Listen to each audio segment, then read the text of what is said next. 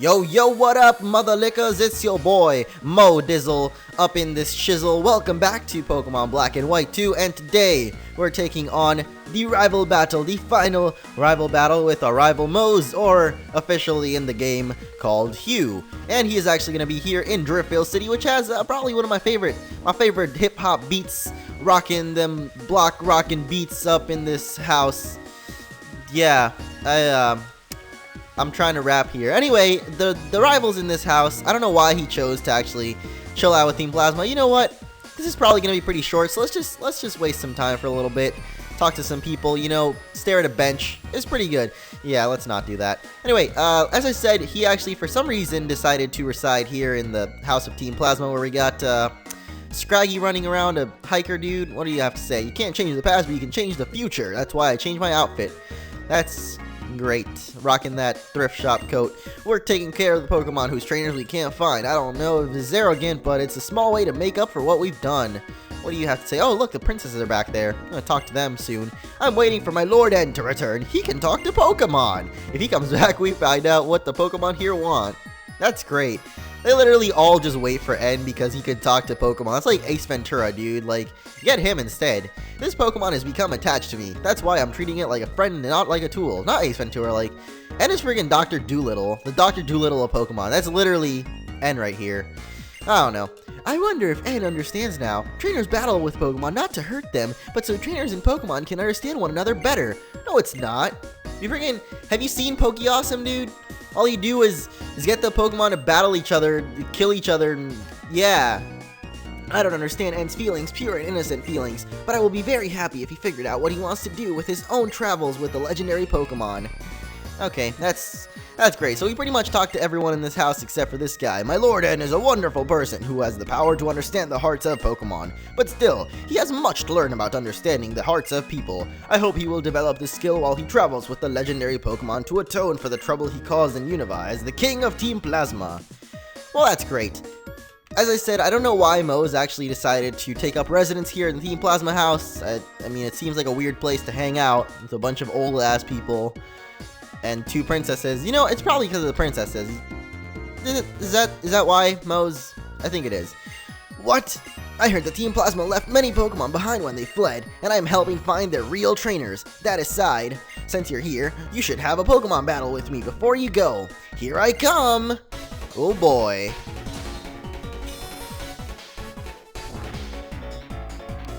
We are battling our rival Mose for one final time. Pokemon Trainer Mose sends out Unfazant. I believe I actually healed up my Pokemon. Don't know who's up first, and Bambi is definitely not a good option to be up first. So, the rival battle is probably one of the ones that I should have done a lot earlier on, because as you can see, his Pokemon are quite the low level.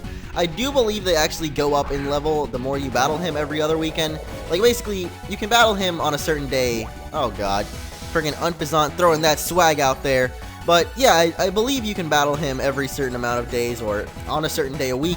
And his levels will sort of rise, just like, what is it, Barry from Diamond and Pearl Platinum, or I think specifically Platinum is where you battle him, but yeah, his levels can rise then. I don't really know how it works, but hey, you switched out to something that still dies to ice, so that is great choice of moves there, friggin' Mose. So there goes Simisage, the Elvis Presley of the monkey things. So I do recommend you kind of take on Mose periodically so that, you know, his level will increase basically, and then he won't be so super low level. So for us, right now, he's very low level. It's probably going to be a very easy to battle. That's why I've been sort of trying to waste some time and do something else basically to take up some time in the episode, but that's probably not very smart. So we're just going to go ahead and take out this Flygon here as, you know what?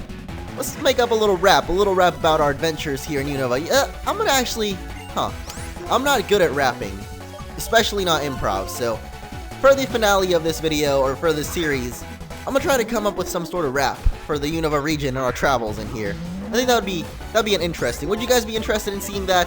It's probably gonna be really, really bad, but it's something that I could try to come up with. Now, I'm not gonna script it completely, because, you know, I don't know. I'm all about the improv, man, even though I suck at it. It would make for a better video is what I'm trying to say here, so yeah. Next up is Samurai. I mean, at this point, it's like send whatever you got, bro. I can probably handle it. I mean, this guy is level 67.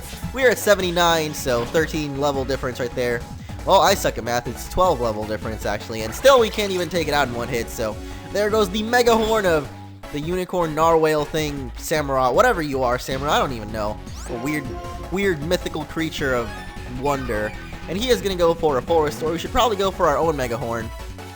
Which horn does Bambi even attack with, actually?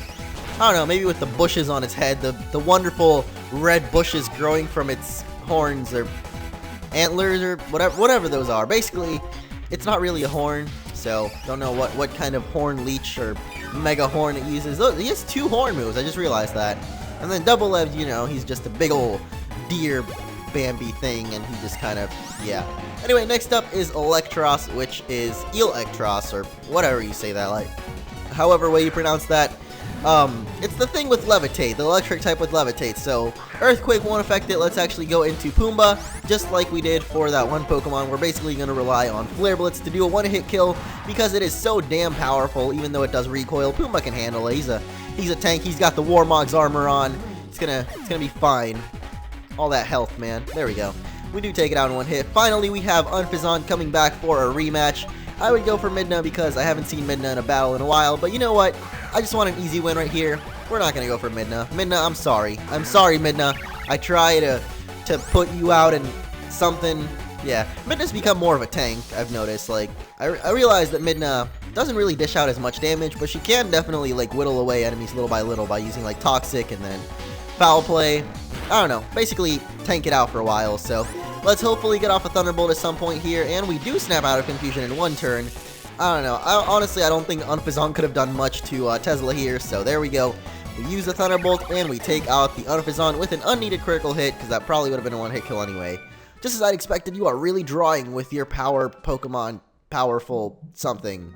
I suppose that's it. If winning in battles is strength, then believing that your Pokemon will come back and waiting for its return is also strength. Doing what you think is right, no matter what anyone else thinks, like these guys do, is strength too. Orange, come back tomorrow. I'll take you on again. That's my way of saying thanks. Okay, well I guess you can take him on daily, so come back daily, and I think his levels do increase. If not, then it's just another way for basically this game giving you more ways to basically train your Pokemon. Like you can re-challenge the Elite Four, you can do the Black Tower, you can challenge this guy and Cynthia every once in a while, the Shadow Triad in Icarus City. Actually, I believe the Shadow Triad should be there right now, so let's actually go ahead and do that since we still have some time on this episode. We can actually also pick up a nice little legendary Pokemon over in Icarus City.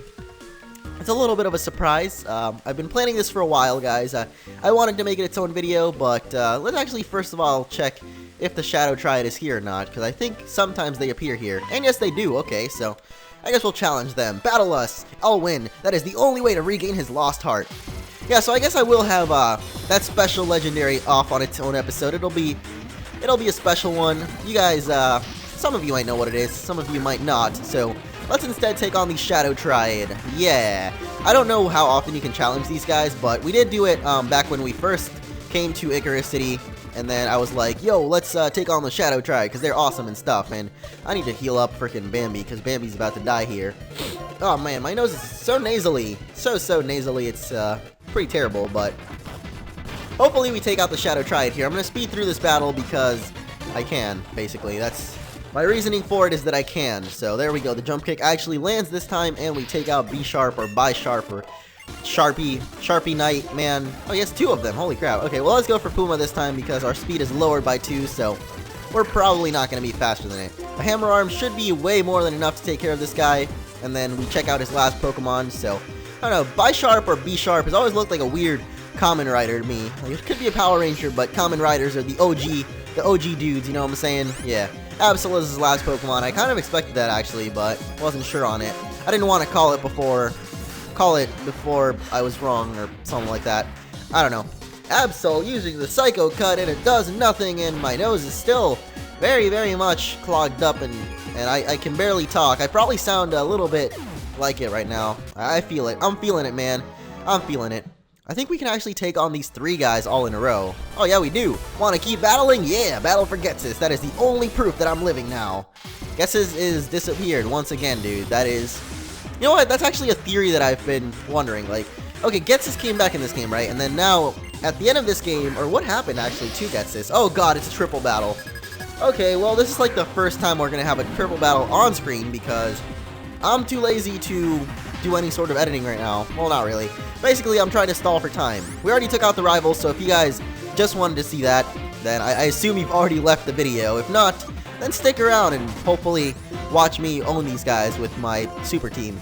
But, okay, so in Diamond and Pearl, or sorry, in Platinum rather, Cyrus from Team Plasma, or Team Galactic actually, disappears when into the Distortion World.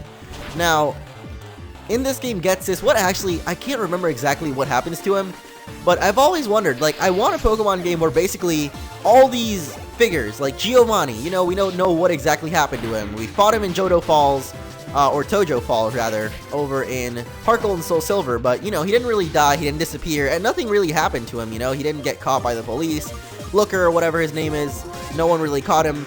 Getsis, I don't believe was caught either by Looker, and if he was, and you know, he came back in Black and White 2 anyway, so, I don't know, he somehow made a comeback. So I'm just wondering, like, will there ever be a game where all these awesome bosses come together and, like, form some awesome plan? Archie and Maxie from Ruby Sapphire, I don't think they're, you know, the greatest of all time, the GOATs. They're not the GOATs. That's Game of the Year, not greatest of all time. They're not the GOATs, the greatest of all times, but, they can still come back, you know. They actually, I really like them. Never mind, but I just feel like in a story like that, they wouldn't fit in as well. You know, land and sea domination wouldn't very much fit in with like Distortion World, the Team Rocket World domination, Team Plasma's Pokemon liberation. Like, I guess it wouldn't really work out, especially since I don't really know. But it would just be really awesome to see like all of them come together in some game, like, or at least if in the World Tournament they would have done like an Evil Geniuses kind of tournament where you battle like Giovanni, Archer from Heart Gold Soul Silver, I don't know, all the bosses basically, Maxie, Archie, Getsis, I guess Sinzalin is the one from this game, I don't remember, but yeah, we do have a rotation battle to wrap it all up, so I'm gonna go for a couple of Hammer Arms here. You know what, we could actually just go for Flare Blitz if they decide to switch out. I kind of expected that, so I may die here because Flare Blitz is gonna do a ton of damage and probably kill Pumbaa from the recoil, which is gonna suck, but I don't know. I would guess, you know, that seems like a really big fan fiction kind of thing, like it's not gonna happen in reality, but it just seems like a cool idea, and it would be really cool if it did end up happening somehow. So let's go for another Flare Blitz just because I kind of knew he was gonna switch out actually. So there goes Pumbaa. Now we have to deal with Bayonet just with one other Pokemon, but you know what, we took out the two Bisharps, so now we can just switch out to Midna. Midna can foul play the Bayonet out of there, so that's not gonna go too well for the Bayonet, or Bayonet, or whatever you say that, like, I don't know, Pokemon pronunciations, man, I'm not about that. I'm about the love of the game, if you know what I'm saying. I don't know what I'm saying. Okay, so let's switch out to Midna. I guess you're on the right side. Well, that's really weird, like, okay, I'm gonna switch to the bottom screen real quick. I'm probably gonna forget to edit it, but basically, there's two little symbols in the bottom screen, left and right, and then when you hit the right one, yeah, I feel like the symbols are off, like, they're backwards or something. I don't know, that's weird. I feel like the symbols are backwards. Like, the left one basically switches out to the right Pokemon, or to the Pokemon on your right, and then the right one switches out to the Pokemon on your left, so I felt like they're reversed. Maybe that's just me. I don't know.